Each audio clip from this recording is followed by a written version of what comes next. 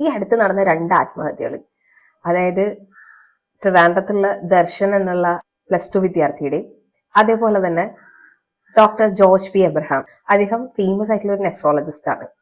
ഈ 2 ആത്മഹത്യകളും നമ്മൾ ചേർത്ത് വായിച്ചു കഴിഞ്ഞിട്ടുണ്ടെങ്കിൽ പലപ്പോഴും നമ്മൾ ലേമാൻ ആയിട്ടുള്ള ആൾക്കാർ തോന്നും ഇവരെന്തിനാ ആത്മഹത്യ ചെയ്തതെന്ന്. കാരണം വെച്ചിട്ടുണ്ടെങ്കിൽ ദർശൻ എന്ന് പറഞ്ഞ കുട്ടി എല്ലാ ക്ലാസ്സിലും ടോപ്പർ ആയിട്ടുള്ള ആളാണ്. 2-3 വർഷം റിവിഷനൊക്കെ നടത്തി എല്ലാ രീതിയിലും പരീക്ഷയ്ക്ക് വേണ്ടി പ്രിപ്പയർ ചെയ്തിരിക്കുന്ന ഒരാളാണ്. അങ്ങനെ ഒരാൾക്ക് എന്ത് ഡിപ്രഷൻ വരാനാണെന്നുള്ളതാണ് നമ്മൾ പലപ്പോഴും വിചാരിക്കുക. ഡോക്ടറിന്റെ കേസിലും അങ്ങനെ തന്നെയാണ്. കാരണം വളരെ ഫേമസ് ആയിട്ടുള്ള ഇത്രയും പ്രായമുള്ള ഒരാളാണ്. എന്നിട്ടും അദ്ദേഹത്തിന് ഇങ്ങനെ ഒരു ഡിപ്രഷൻ അല്ലെങ്കിൽ ഈ ഒരു ആത്മഹത്യയിലേക്ക് നയിച്ചത് എന്താണെന്ന് നമ്മൾ പലപ്പോഴും ആലോചിച്ചിട്ടുണ്ട്. ഇതിനുള്ളൊരു മെയിൻ റീസൺ എന്താണെന്ന് വെച്ചിട്ടുണ്ടെങ്കിൽ നമ്മൾ കുഞ്ഞിലെ മുതൽ തന്നെ നമ്മുടെ കുട്ടികളുടെ അടുത്ത് ട്രെയിൻ ചെയ്യുന്ന ഒരു കാര്യം എന്ന് വെച്ചാൽ അവരോട് കളിക്കുന്ന സമയത്ത് പോലും നമ്മൾ അവർ തോക്കുന്ന രീതിയിലുള്ള കാര്യങ്ങൾ ചെയ്യാറില്ല. കാരണം എപ്പോഴും നമ്മൾ അവരെ പ്രൊട്ടക്ട് ചെയ്യുന്ന രീതിയിൽ അവരെ ജയിപ്പിക്കാൻ വേണ്ടിയിട്ടാണ് ശ്രമിക്കാറുള്ളത്. പക്ഷെ ഇതൊരു തരത്തിൽ നെഗറ്റീവായിട്ട് കുട്ടികളെ ബാധിക്കുന്നുണ്ടാവും. അതായത് ദർശന്റെ കേസിൽ തന്നെ ദർശൻ പറയുന്നുണ്ട്, എന്റെ പാരന്റ്സ് ഒരിക്കലും എന്നെ ഒരു കാര്യത്തിന് വേണ്ടി നിർബന്ധിച്ചിട്ടില്ല എന്നുള്ളത്. ശരിയായിരിക്കും, അവർ ഒരിക്കലും പ്രഷറൈസ് ചെയ്തിട്ടുണ്ടാവില്ല, ഫോഴ്സ് ചെയ്തിട്ടുണ്ടാവില്ല. പക്ഷെ ആളുടെ ആ ഒരു എപ്പോഴും വിജയം മാത്രം കണ്ടിട്ട്, അതായത് സക്സസ് എന്നുള്ള കാര്യം മാത്രമേ ആളുടെ ഡിക്ഷണറിയിലുള്ളൂ.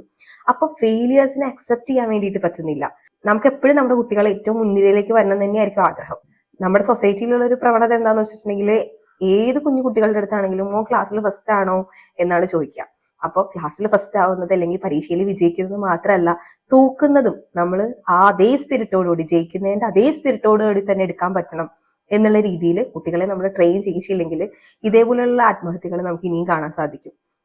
പുറമേ നോക്കുമ്പോൾ എല്ലാ കാര്യങ്ങളും അവർക്കുണ്ട്, അവരെന്തിനാ ഡിപ്രഷൻ അടിക്കണേ എന്നുള്ളത് എല്ലാവരും ചിന്തിക്കുന്ന കാര്യമാണ്. പക്ഷെ തോൽവിയെ നേരിടുക എന്ന് പറയുന്നത് അത്ര നിസ്സാര കാര്യമൊന്നുമല്ല. ഈ കേസിൽ തോറ്റിട്ടല്ല ആൾ ആത്മഹത്യ ചെയ്തത്, പക്ഷെ തോക്കുമോ എന്നുള്ള ഭയം, ആ ഒരു ഭയമാണ്.